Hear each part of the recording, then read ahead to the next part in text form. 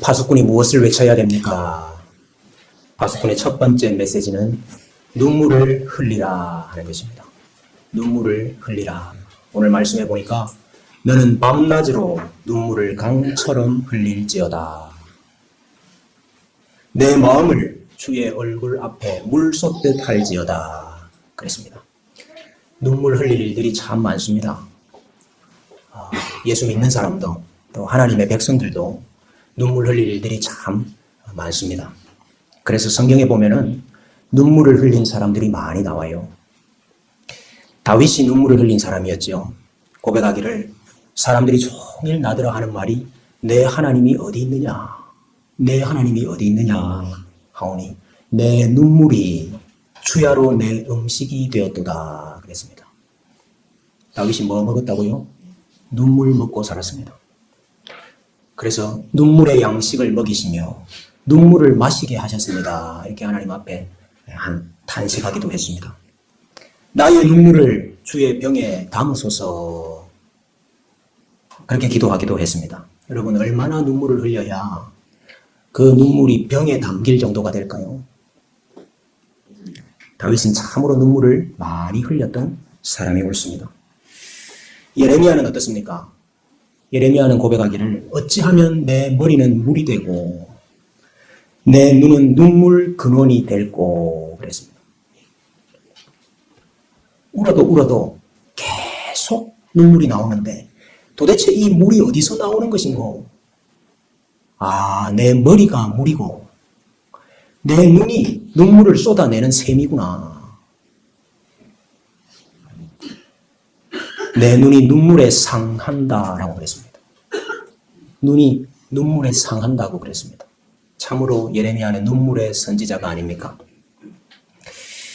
예수님께서 한 바리새인의 집에 들어가셨을 때에 죄가 있는 한 여인이, 죄를 지은 한 여인이, 무슨 죄인지는 모릅니다. 죄를 지은 한 여인이 예수님의 발 곁에 서서 울면서 눈물로 그 발을 적시고 자기 머리털로 그 발을 닦고 그 발에 입을 맞추고 그 발에 향유를 부었다 그랬습니다. 자신의 죄로 인하여서 통곡하고 자신이 지은 죄 때문에 예수님의 발 아래에서 그 발을 눈물로 적셨다고 그랬습니다. 우리 예수님도 눈물을 많이 흘리셨죠. 예루살렘 성을 보고도 우셨다 그랬고요. 히브리서의 기자는 말하기를 그는 육체에 계실 때에 자기를 죽음에서 구원할 이에게 심한 통곡과 눈물로 간구와 소원을 올려드렸다고 그랬습니다. 우리 예수님도 이 땅에 계실 때에 심한 통곡과 눈물을 많이 흘렸던 분입니다. 바울은 어떻습니까? 바울은 밀레도에서 에베소 교회 장로들을 불러 모아놓고 이렇게 이야기를 했습니다. 여러분들은 내가 밤낮 3년 동안 밤낮 쉬지 않고 눈물로 3년이나 밤낮 쉬지 않고 눈물로 각 사람을 훈계하던 것을 기억하십시오. 그랬습니다. 고린도 교회에게 편지를 하면서는 이렇게 이야기했습니다. 내가 마음에 큰 눌림과 걱정이 있어 많은 눈물로 너희에게 썼노니 그랬습니다.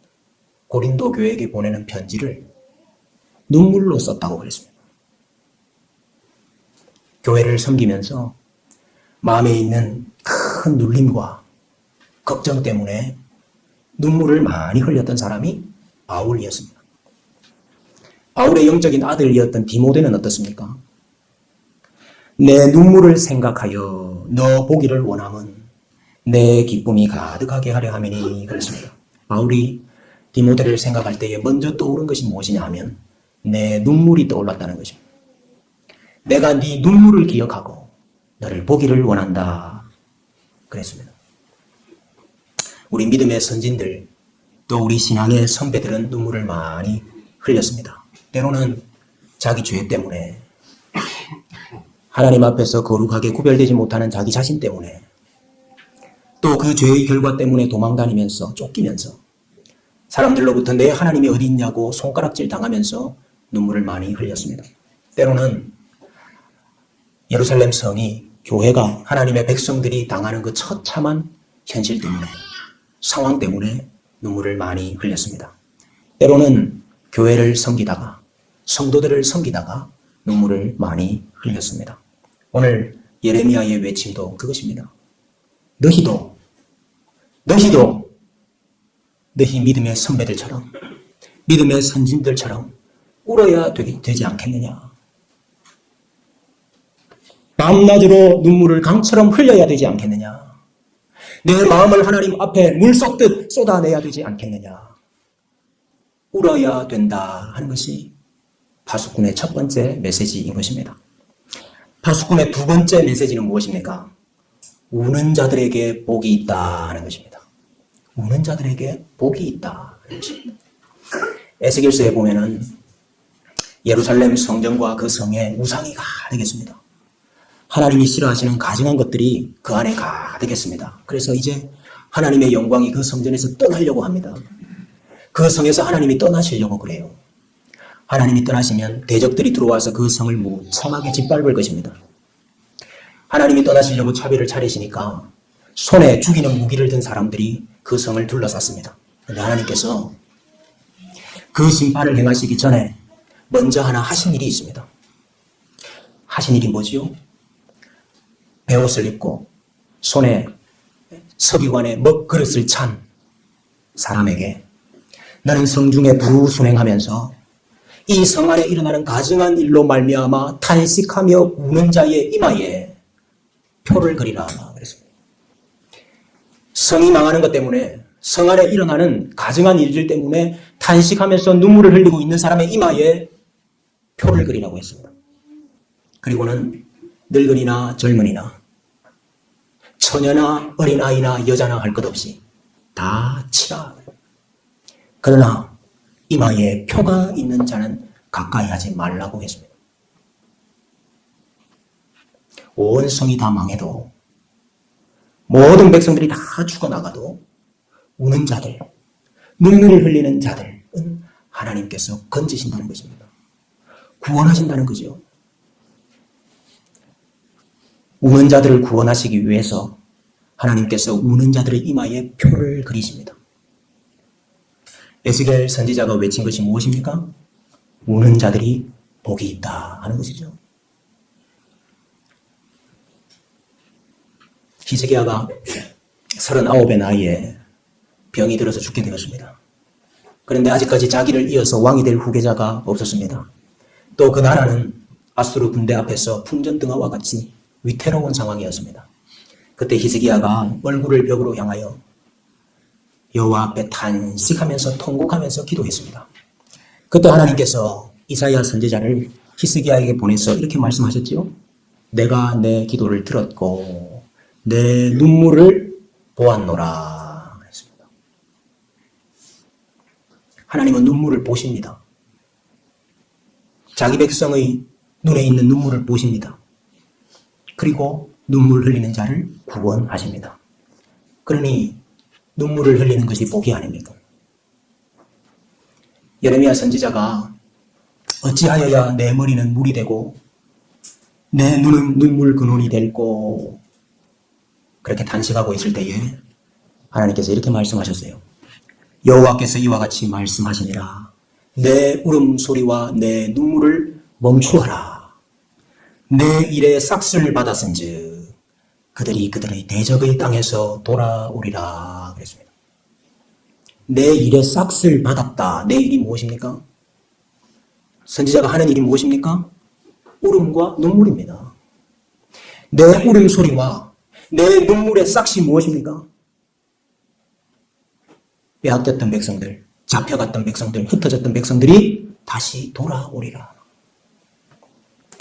눈물을 흘리며 울었던 싹이 무엇이냐 하면 대적의 땅에서 다시 돌아오는 것입니다. 하나님은 우는 자에게 자신의 구원을 보이십니다. 그러니 눈물을 흘리고 우는 것이 복된 것이 아닙니까? 우리 예수님도 동일한 말씀을 하셨지요. 지금 줄인 자는 복이 있나니 너희가 배부를 것이며 지금 우는 자는 복이 있나니 너희가 웃을 것이니라 그랬습니다.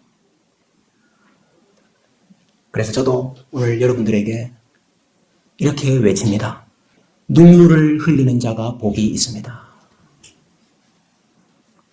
눈물을 흘리는 자가 복이 있습니다. 사실 눈물 흘릴 일들이 참 많은데, 울어야 될 일이 참 많은데 울지 않는 시대입니다.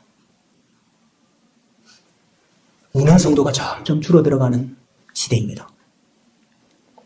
우리 마음속에 하나님이 싫어하시는 것들이 가득 있는데, 우리 마음속에 하나님께서 가증히 여기시는 것들이 가득히 있는데 울지 않습니다.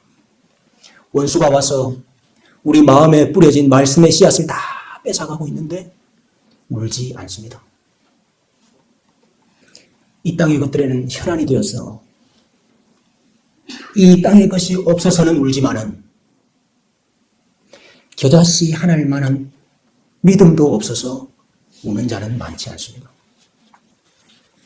하나님이 주시는 마음의 평안과 하늘의 소망을 다 잃어버리고 살아도 울지 않습니다.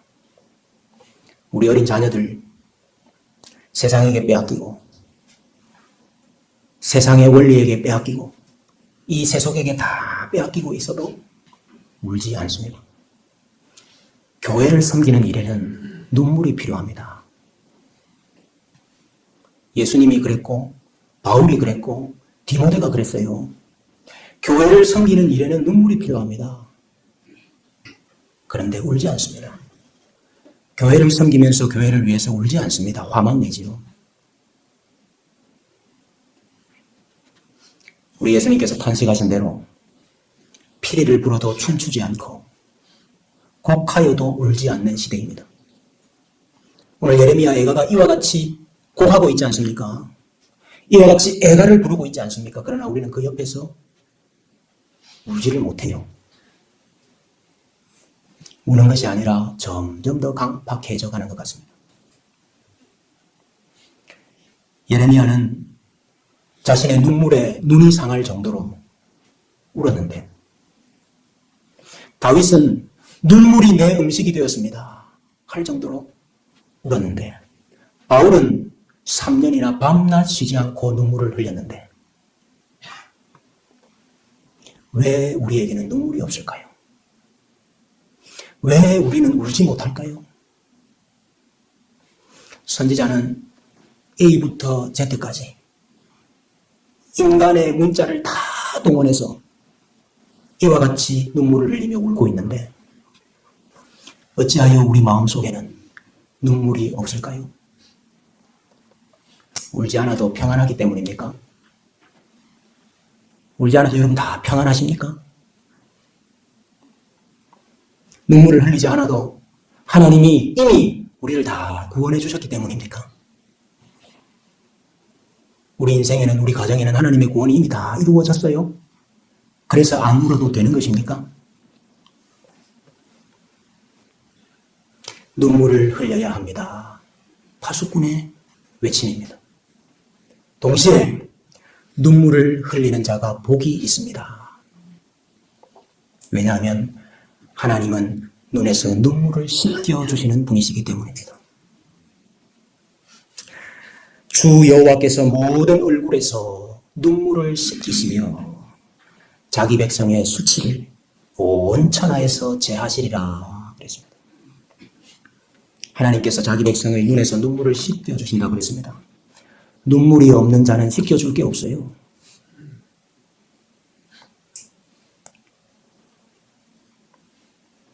그러나 주 앞에서 우는 자들은 하나님께서 그 이마에 표를 그리십니다. 우는 자의 눈물을 하나님께서 지켜보십니다. 그리고 그 눈물 한 방울도 허투루 버려지지 않고 주의 병에 다 담으시는 것입니다. 네가 얼마나 울었구나. 네 눈물이 이와 같이 찼구나. 그리고는 우리 눈물을 씻겨주시고 그리고는 우리를 구원해 주시는 것입니다. 시편 84편 6절에 그들이 눈물 골짜기로 지나갈 때에 그곳에 많은 샘이 있을 것이며 이른 비가 복을 채워주나이다 그랬습니다. 눈물 골짜기를 지나니까 눈물을 많이 흘리겠죠. 그러나 그곳에 많은 샘이 있다. 이 말이 무슨 말입니까? 우리가 흘린 눈물이 광야에서 솟아나는 샘이 될 것이라 하는 말씀 아닙니까? 이런 비가 복을 채워준다는 말이 무슨 말입니까? 우리가 흘린 눈물이 메마른 땅을 적시는 이런 비와 같이 될 것이다 하는 말씀 아닙니까? 그러므로 우는 자가 복이 있는 것입니다. 이곳에 생명샘 솟아나 눈물 골짝 지나갈 때에 머자나 열매 맺히고 웃음소리 넘쳐나리라. 오늘 이 새벽 우리의 기도가 되면 좋겠고 또 우리의 간구가 되었으면 좋겠습니다.